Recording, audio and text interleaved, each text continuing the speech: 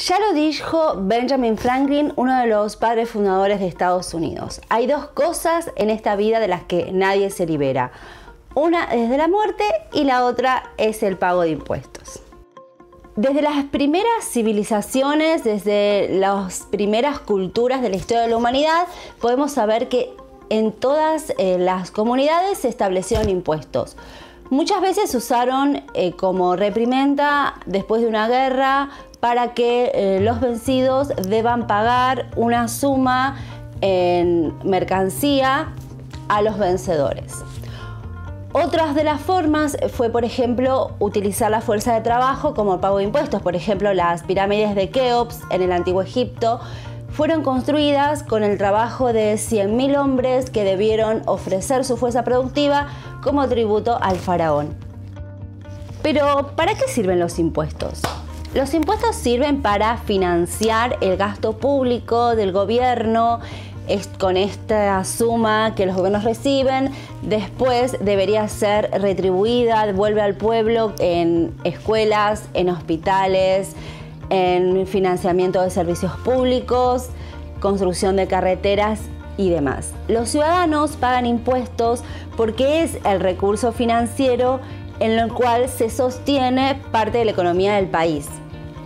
El sistema tributario siempre va a tener que ser creado por una ley, según el país de lo que estemos refiriendo, puede tratarse del Congreso o del Parlamento.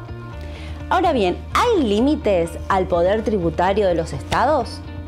A la pregunta de si existen límites a los impuestos, dijimos que sí, estos van a estar determinados por la ley y también por básicamente dos principios. Uno es un principio económico y el otro es un principio, podríamos decirlo, político. Económicamente, los impuestos deben tener límites porque excedernos, que el Estado se exceda en este poder de imponer impuestos, podría ser un límite y un gravamen a la producción. Si determinado sector económico está excesivamente cargado con impuestos, ese sector deja de ser productivo, deja de funcionar adecuadamente. En el aspecto político, los gobiernos reconocen las nocivas consecuencias económicas de la tributación excesiva porque esto produce una alta resistencia en las personas. Las personas empiezan a oponerse, empieza a generar un malestar, pueden llegar a interponer quejas, recursos y eso no le hace bien al funcionamiento y a la legitimidad de un gobierno. Otra de las características de los impuestos es que deben estar guiados por el principio de equidad. La equidad impositiva de un impuesto es un principio que sostiene que las personas deben aportar al fisco según su capacidad contributiva. En este sentido, hay varios fallos de la Corte Suprema de Justicia de la Nación, Argentina y seguramente en otros países lo habrá, en que reconocen que este es un principio cardinal, un principio muy importante dentro de la dinámica de los impuestos, porque la riqueza o capacidad contributiva es un requisito indispensable de validez para todo impuesto. Esta equidad de los impuestos tiene dos características, es horizontal y es vertical. Desde el punto de vista de la equidad horizontal, podemos decir que el ente recaudador debe imponer la misma carga contributiva a las personas que tienen similar capacidad económica. Y desde el punto de vista vertical significa que las cargas tributivas de los individuos están vinculadas a su situación económica. Así, cuanto mejor es la situación económica de una persona, mayor va a ser la carga de impuestos que va a poder soportar.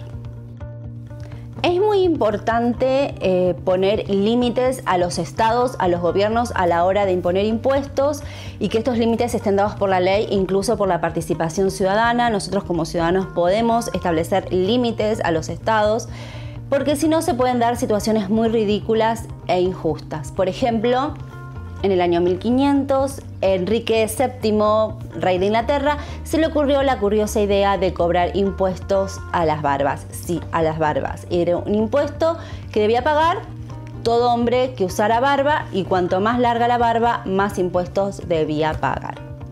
Otro ejemplo se dio en el año 1696, cuando los británicos tenían que buscar la forma de cómo cobrar más impuestos a los ricos y crearon un impuesto a las ventanas. Cuanto más ventanas tenía una casa, más impuestos debían pagar.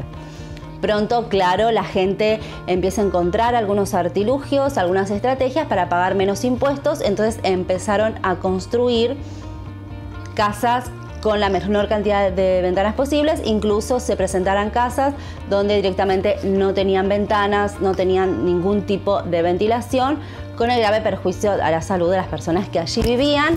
Entonces después se les ocurrió otra novedosa idea de cobrar impuestos, que fue un impuesto a los ladrillos. Cuanto más ladrillos tenía una casa, más impuestos debían pagar. Entonces ahí vamos de nuevo al poder de la inventiva de las personas, y para poder pagar menos impuestos empezaron a hacer ladrillos cada vez más grandes.